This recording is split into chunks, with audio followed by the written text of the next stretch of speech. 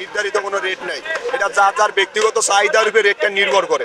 হয়তো ইচ্ছা ছিল যে 1 কেজি নিতাম, হয়তো 1 কেজি নিতে পারি না, আধা কেজি নিয়ে যাইতেছে। সমস্ত রমজান চলে গেছে, আমি একটা দিনও গরুর মাংস খাই নাই।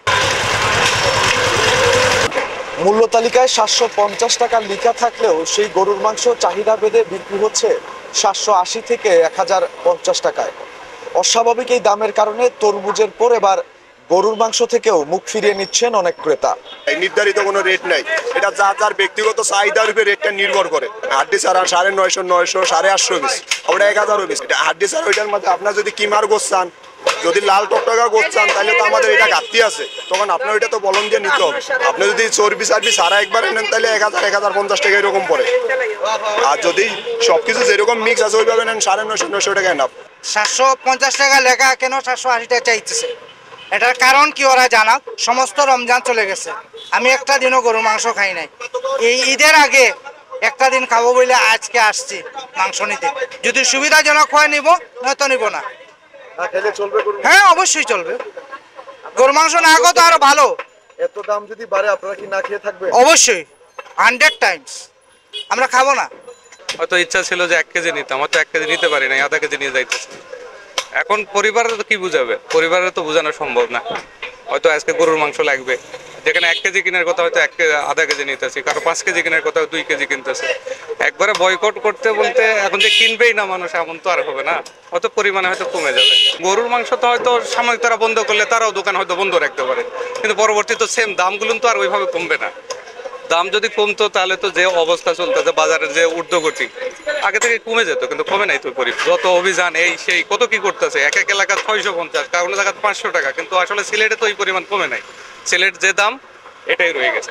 আমরা যারা ক্রেতা আছি, আমরা কিন্তু ভুক্তভোগী হচ্ছি যে আমরা অতিরিক্ত দামে মাংস কিনতেছি। আমরা যে অতিরিক্ত দামে মাংসগুলো কিনতেছি, এই ফায়দাটা কিন্তু ইন্ডিয়াতে যারা অবৈধভাবে ব্যবসা করে, ইভেন যারা ইন্ডিয়া থেকে গরুগুলো নিয়ে আসে, ওনারা কিন্তু লাভবান হচ্ছে। টোটালি আমরা যারা ক্রেতা, আমরা মাংস কিনি, আমাদের লস হচ্ছে, আমাদের রাষ্ট্রের লস হচ্ছে, আমাদের দেশে যারা কৃষি কামার করে, যারা গরু লালন পালন করেন, ওনাদেরও কিন্তু লস হচ্ছে। যারা মাংস ব্যবসায়ী, যারা এই গরুগুলো কিনে ফায়দা নিচ্ছে আর আমাদেরকে জিম্মি করতেছে, আমাদের বয়কট হচ্ছে তাদের বিরুদ্ধে। টি অনুসার আইয়া ঘুষ নিছে, দেখছেন নি? অন্য টি অনুসারের গাড়ি আছেন, উনি নিজেও আইয়া নিছে ঘুষ। তার কথা হইলো যে আমি সুন্দর নিতাম। টি অনুসার কত করে নিছে? উনি পুরা 780 টাকা করে দিছে।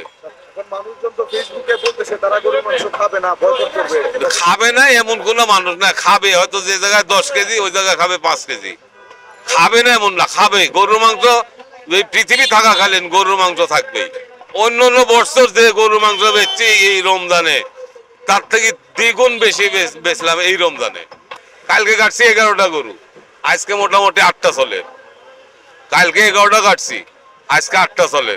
এরকম আমরা রেগুলার রোজার মাসে আমরা 7টা, 8টা, 10টা, 15টা বেচছি। আর অন্য অন্য বছরের থেকে এই বছরে গরু মাংসটার উপর চাহিদা বেশি, বুঝি না কি জন্য, কিন্তু এত দাম তারপরেও চাহিদা।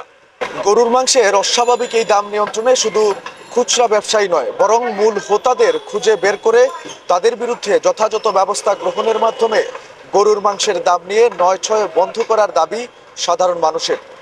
নিবেন্দু তালুকদার, সিলেট ভিউ, সিলেট।